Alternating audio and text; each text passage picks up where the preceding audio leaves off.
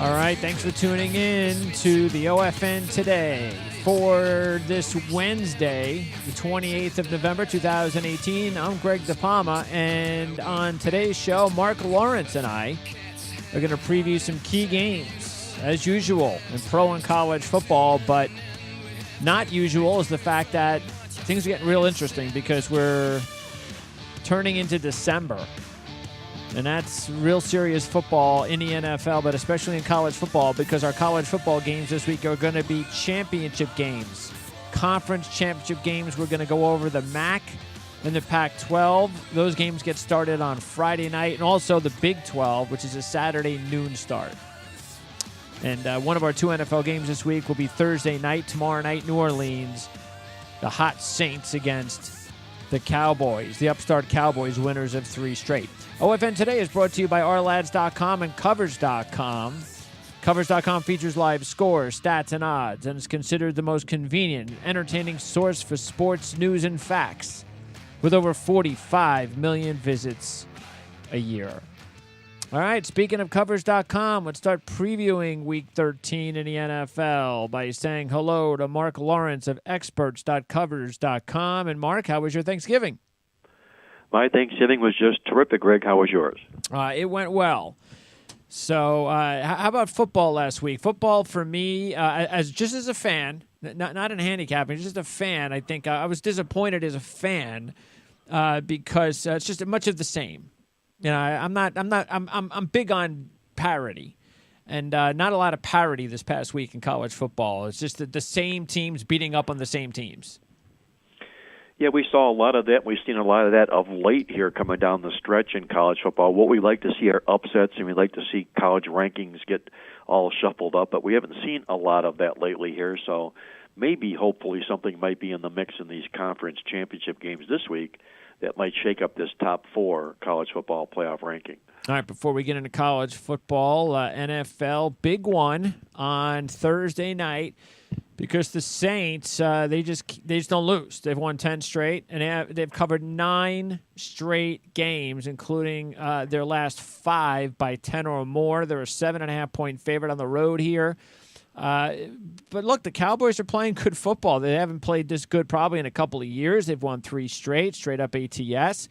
The only thing that you got to be concerned with the Cowboys, there's 6 wins, only one of those wins against a team with a record over 500. That's the Redskins, a team that they've also lost to. With their 5 losses, 4 of those against teams with records over 500. And the only team that wasn't was Tennessee at 5-6. So it's when they step up a competition, they have a harder time, and now they got to play the hottest team in football. But at least they're at home, and confidence does go a long way. We could throw out all those kind of historical numbers at you, but fact is, the Cowboys are a very confident bunch right now. Yeah, Dallas is playing their best football of the season here, and doesn't need to be said that so too is New Orleans. And, in fact, New Orleans will look to go 10-0 straight up and against the spread. No team in the NFL has done that since 1989. So it's been a long time between drinks of water for a team accomplishing that for the New Orleans Saints. Coming off both of these teams' Thursday, Thanksgiving Day victories, and both coming back on Thursdays again. And the reason I call that out is that teams that are on the road off a Thanksgiving Day win are just 7-17 straight up into the number when they're taking on an opponent off a win. So, that's a hurdle that New Orleans will have to overcome in this game. But looking inside their numbers at New Orleans, what I see a little bit of here is a chink in the armor. And I'm saying that because they've been spotless here coming down. But, sometimes in perfection, there's something that maybe looks amiss, if you will. And the thing that might look amiss to me to New Orleans is the fact that they've been out-yarded in half of their last 6 games. They've been out-yarded in 3 of the last 6 football games they played. They also put up only 312 yards in that win over Atlanta. The points didn't equate to the yards in the contest here. And sometimes when teams are on a run like they are and you win games without having to put in the work, if that's the right phrase for this situation. You're not tested, sure. Exactly. What ends up being is you end up tripping up, and at least if not straight up, at least to the point spread here. And I think this could be a bad flat spot here for New Orleans, a potential flat spot in this football game. Yeah, because sooner or later the ball is not going to bounce your way, and something's going to go wrong. Your players can't be playing that good for that long. It's just the way it's the way it is. And I mentioned the word parity, and the parity is huge in the NFL. So and we also know the Cowboys need the game more. There ain't no question about that. Whether you want to put any stock in that at all, but. Yeah, I mean, Dallas probably not a bad dog this week when you're looking at dogs, especially dogs that are getting as much as they are, 7.5 point number. All right, let's talk about the Sunday game in the NFL, and then we're going to get into our college games. But one Sunday game we want to talk about is an AFC East matchup between the Bills and the Dolphins. Dolphins are a 4.5 point favorite in this one. Tough loss for Miami last week against the Colts. That was a huge game as far as tiebreakers and such for that final playoff spot, because we know the Dolphins ain't winning the East. As far as the Bills, they've got 2 straight wins. They've got Josh Allen back. That excites the team, the fan base, everything about the Bills. They swept Miami last year. They've won 2 straight games. Miami, on the other hand, 2-6 last 8. But let's keep in mind the Dolphins are 2-0 straight up and against the spread as a home favorite this year. That's the spot they're in. I also got to wonder how many more wins can a team that is talent deficient like Buffalo, how many more wins can they throw out there, especially on the road? That's a good question, because you're asking a bad team to play some good football to get the job done. But the bottom line is, you might make a case to say that Buffalo is also playing their best football of the season right now. Oh, yeah, sure. They're coming off back-to-back straight-up underdog wins. They have the number 2 ranked defense in the National Football League, which I don't think a lot of people are aware of. And they're playing a division rival here in Miami. It's a football team that they took out twice last year, so they're not going to be intimidated at all coming down to Miami for this football game. So like you say, with Josh Allen back behind center here, makes them feel like a confident Buffalo football team. On the other side of the coin, you've got a Miami Dolphin football team that is really struggling right now, and I think it all starts at the top with head coach Adam Gase, who in my mind will be the first coach that will be fired on Black Monday at the end of the NFL football season. Why would Adam Gase be fired? Because for a couple of reasons. Number one, they're not getting the productivity that they expected out of him. When he was hired as an offensive coordinator, as a guru, and this football team is struggling offensively. He is, to me, the classic case of the Peter principle of a head coach that arrived to the position in a position that he's not capable of doing. He's an offensive coordinator. He's not a head coach. This deer in the headlights looks that he has is exactly who he is. He is completely being outcoached by every opponent that he plays all football season long. You look at his numbers here. This is a Miami Dolphin team that I think is a total fraud. If you look at their record here, they've got 5 wins in the season here, but in their 11 games they played, they've been out-yarded and outgained 9 times this football season here. 5 successive games in a row. Now, I know a lot of that might have been Brock Osweiler led, but the bottom line here is this team is continually being pushed around on the field between the trenches. And you're also, the other part of the equation about why he would be fired is there are too many good players on this football team that have opted to want out. You can look at Jay Ajayi, you can look at Ndamukong Suh, you can look at Jarvis Landry. These players are not on the same page with him. As classy guys. Yeah, I mean, arguably maybe classy, but Pro Bowlers nonetheless. Sure. Right? And the bottom line is, when your talent doesn't want to play for the head coach, and the team is not winning, you have to look at the head coach. So, to me, I think Adam Gase is completely overmatched. Okay. In fundamental X's and O's when it comes to the National Football League. He's in his 3rd year as a head coach here. And the only reason he's lasted through the 3 years is because the football team won 10 games the first year that he was the head coach. Last year they played more to the level of who they are with 6 wins, and they have 5 right now. I would make their over/under at 6 wins again this season here. They'll win. Well, I don't think you could fire Adam Gase without firing the general manager. Well, that could be, and you want to go further than that. It goes to the owner. Stephen Ross is, there are good owners and there are bad owners, He's a good owner because he pumps money into the team. He redesigns the stadium and does those types of things, but he doesn't hire the right personnel. And that starts with the general manager. And it's not working for this football program here. It needs to be shaken up from the top down, and because of that, Adam Gase will be lopped and fired, and you'll see all kinds of administrative changes in the Miami Dolphins here before season's end if this team wins only 6 games again this year. All right. So what, you like the Bills? I like the Bills in this football game, in this contest here. Okay. For a lot of those reasons I mentioned here, and Buffalo has had one good tendency where when they've been road dogs of 3 or more points, and they take on an opponent that's off back-to-back losses, they're 15-2 against the spread, 7-0 in division games. So they fit the mantra here, and I see a struggling team against a team that's playing well. One team going up, the other coming down. The team going up is the underdog in the football game. I'll take the points. All right, let's go to the 3 college championship games, and starting in the MAC with the 2 Friday games, and that's the 7 o'clock game, Northern Illinois and Buffalo. And Buffalo has definitely been the better story.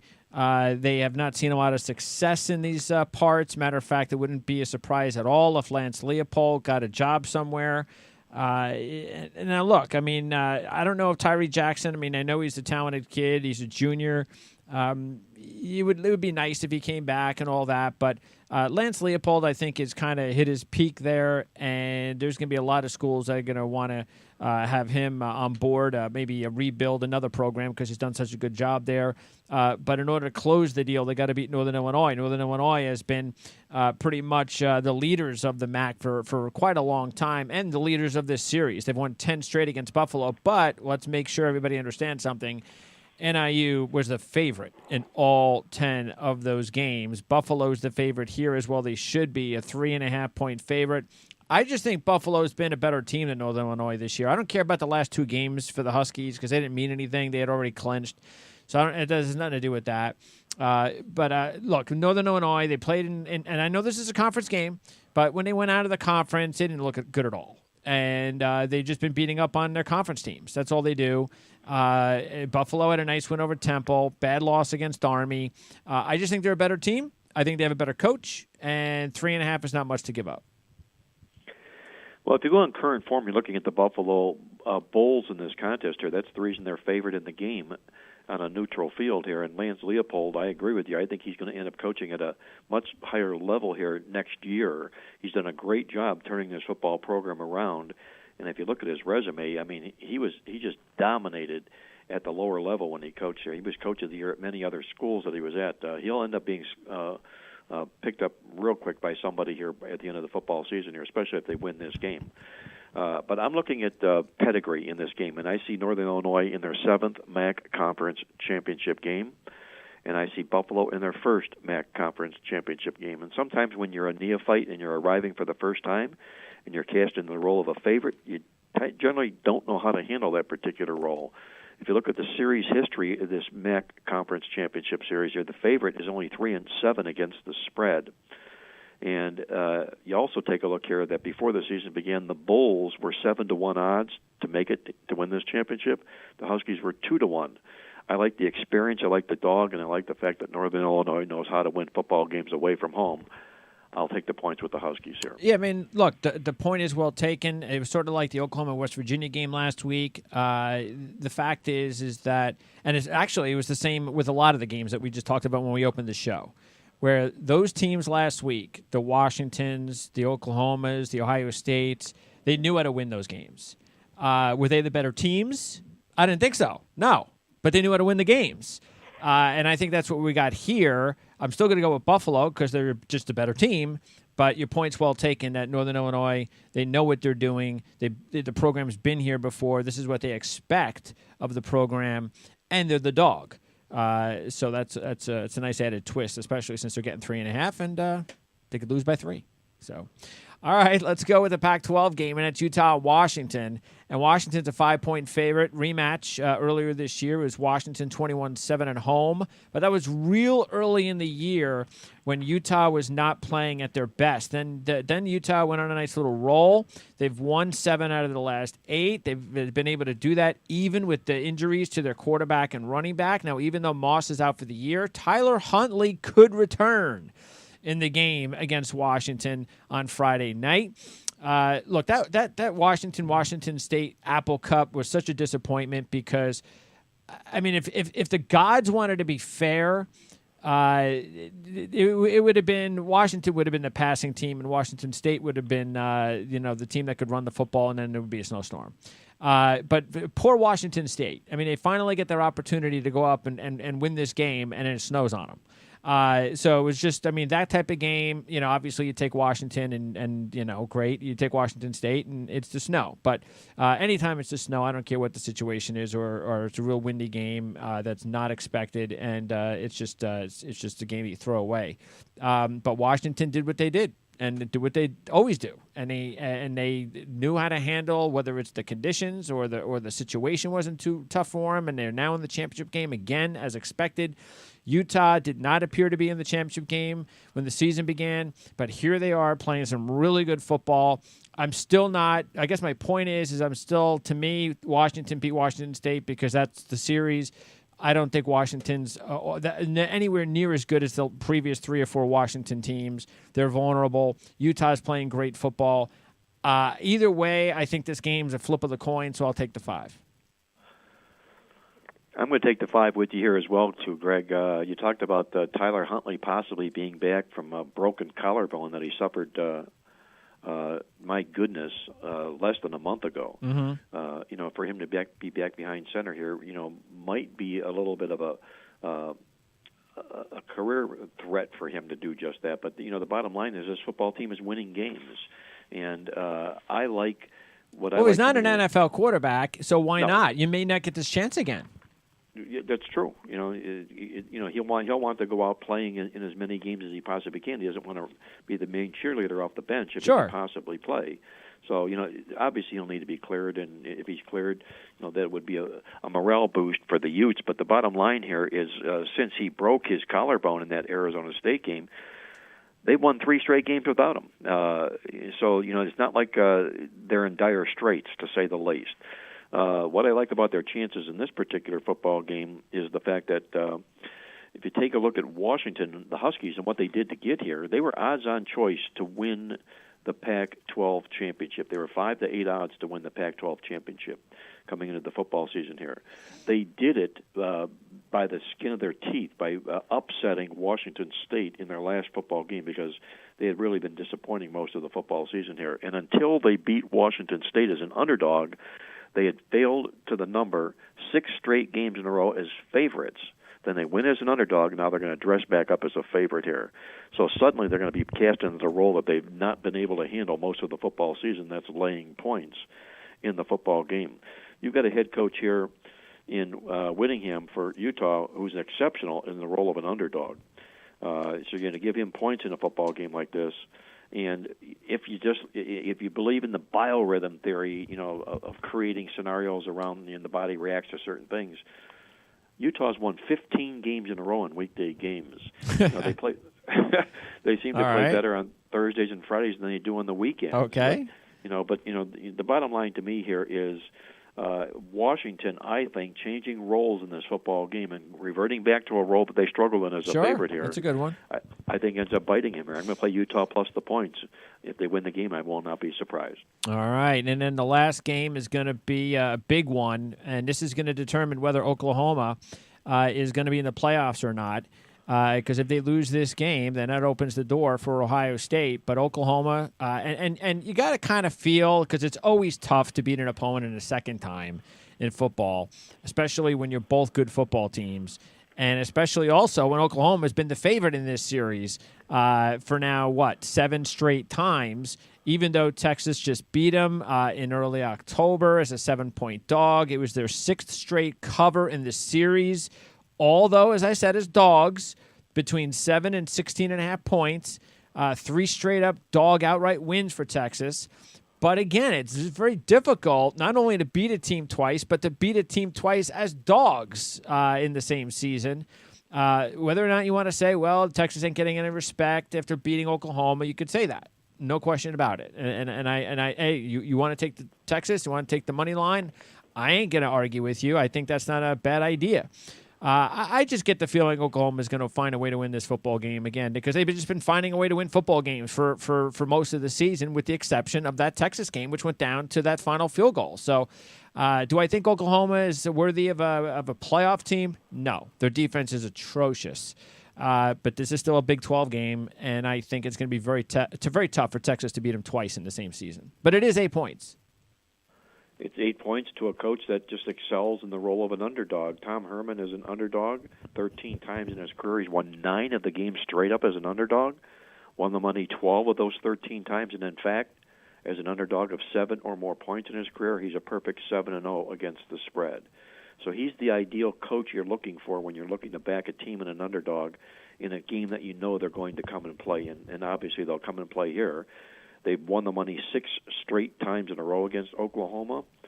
And you take a look at the Sooners here. When they have revenge against Texas, which they do from that loss earlier this year, they have struggled. They're only 6-7-1 straight up the last 14 times they've been playing with that revenge chip. And, in fact, when they are not undefeated and playing with that revenge chip against Texas, they're 0-8-1 against the spread. Now, what you've got here in Oklahoma is a powerful offense. There's no question about that. People will obviously put them up against Alabama. It would be a game for the ages. It'd be like the Rams and the Chiefs to watch that football game. Mm-hmm. But the fact of the matter is here that they've allowed 40 or more points in each of the last 4 wins. You cannot consistently ask your offense to keep out-homering the other team knowing that your pitching staff is depleted. The bottom line here is, and I ran this in my database, college football teams that have allowed 40 or more points 4 successive games in a row, they're just 36 and 136 straight up the next game. Now, a lot of those are bad teams. We saw 2 of them this year, Ball State and Liberty, I believe it was, that were in that particular situation here. But the bottom line here is, to me, too many points in a championship game with a team with a leaky defense here. You know that Oklahoma and probably Ohio State this week is going to put their foot on the pedal to the metal, just like Ohio State when they wiped out Wisconsin a few years back, won that game 59-0, and vaulted into the postseason here.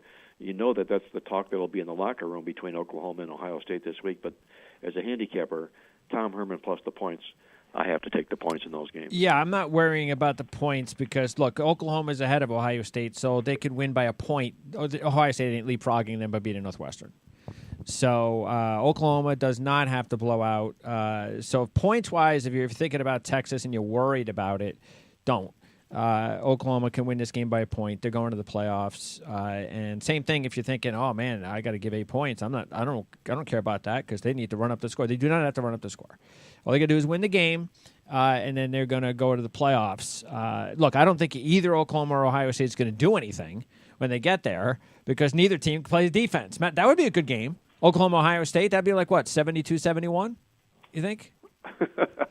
Yeah, it probably would be. It'd be obviously a wide-open, high-scoring football game. I mean, Ohio State, Michigan played so bad on offense last week, and they still scored like in the 30s, didn't they? I mean, Ohio State can't stop anybody. So, especially Oklahoma with their offense. And imagine if Ohio State gets to the playoffs and takes on like Alabama, something like that. I mean, come on. Alabama score at least 50. Well, here's the one thing, Greg, that people I don't think are taking into consideration when they're looking at Oklahoma being ranked 5th and Ohio State being ranked 6th in the polls, okay? The question mark here is how much of a difference was there in between the votes of Ohio State 5th and Ohio State 6th and Oklahoma 5th? It was probably a sliver, okay? And if it was a sliver, then a lot's going to depend upon the performances this week by both of these teams. Yeah, but nobody's impressed with Northwestern. No, they might not be impressed with Northwestern, but 62-0 would be impressive, okay? And they might not be impressed with Texas, so Oklahoma 62-10 would be impressive. The bottom line is I think both of these coaches are going they're going to be all offense from the get-go in both of these football games here. Well, I think the Ohio State one is look. I think Ohio State. Say again, Oklahoma can win by a point. Then look, if Oklahoma winds up winning by 30, then it doesn't matter what Ohio State does. It's over. If Oklahoma wins by 1, then Ohio State must annihilate Northwestern. Annihilate. So that's why Oklahoma still has the major edge. Ohio State would need Oklahoma to barely win, and then they would have to annihilate Northwestern. Again, can it happen? Sure. Like you mentioned the Wisconsin game a couple years ago, anything's possible.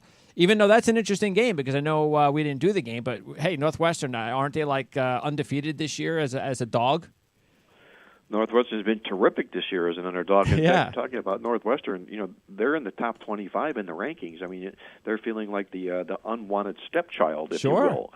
What's it, 14, that number? Yes. So not only are they a dog, but they've won like a bunch of games as a dog this year too, right? Yeah, they're 6-0-1 to the spread as a dog in their 7 games, right? Yeah. How many of those games did they win? Straight up? Yeah. 4. That's pretty good. Yeah. Yes, it is. So they're much better when they don't want to be favorite, Northwestern, because then they struggle against teams like Illinois and lose to teams like Akron. Put them as a dog, and they're dangerous. Well, you want to know what's ironic? In their 12 games they played this year, the underdog is 11-0-1 to the spread. Oh, no matter who it is. Okay, yeah, there you go. They failed every time as a favorite to the number. There you go. So a bonus. Yeah. You know who to take. But anyway, the point is, yes, Ohio State's going to want and need to win that game by like 40 or 50 if they're going to have a shot of leapfrogging a victorious Oklahoma team. All right, Mark, appreciate it. Enjoy the championship games this weekend. And then when we start talking real soon, it'll be bowls. But most importantly, we'll get back to the NFL for a while and then exclusively. And then we still got a while before the playoffs. It's like, 3 years until the playoffs start? To the NFL playoffs? No, the college football playoffs start. It's like... Yeah, it seems like 3 years if you're jonesing for them. That's what it is. Yeah, it's like a month. So right. That's another problem. That's another reason they need more playoff teams because these breaks in the playoffs are just ridiculously long. So, all right, Mark, appreciate it. We'll talk to you next week.